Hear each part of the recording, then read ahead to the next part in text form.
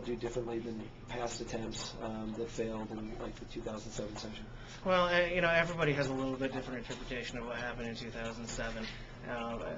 One of the, I think, major things that happened was that the chairman of the committee at that time, Mike Milburn, when the Republicans essentially had the votes to kill the bill, and they did, he made the case, and potentially fairly effectively, that this was an example of folks bringing their problems to the committee instead of solutions, and told folks to get all the interests involved and sit around and work up a compromise that works. And so a combination of sportsmen's organizations, Montana Trout Unlimited, Montana Wildlife Federation, as well as livestock groups and cattle producers and stock growers and Montana Cattlemen's Association, several others, sat down, worked up a very workable solution, an incredibly simple piece of legislation as it is now, and that's what I'm delivering to the committee today. And basically what this bill says is that landowners can use those bridge abutments, put their fences there to keep their cattle in, but that they still have to create some sort of a gate that will allow access for recreational users.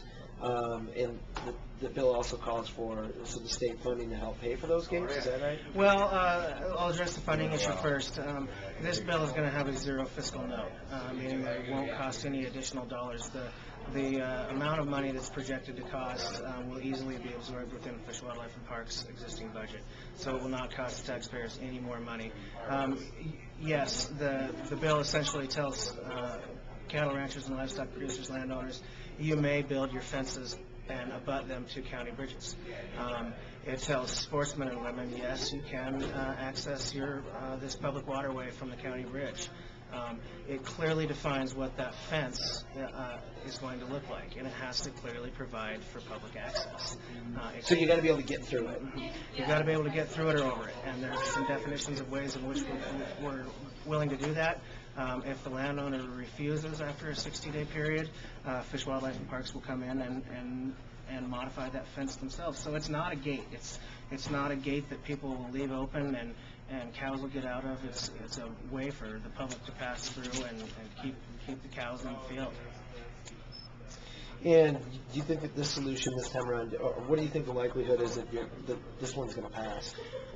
Well, the difference between this bill, and bills in the past, other than the various groups working on it, is I've got several Republican co-sponsors. We've got, the math is simple. There's 50 in the House, 27 Republicans, 23 Democrats in the Senate, and a Democratic governor. If we don't get along, nothing gets out of this body. Honestly, without folks like Representative Wayne Stahl and Senator Jeff Essman, this would not happen. And how far will this go to creating a solution to this problem, or is this the solution?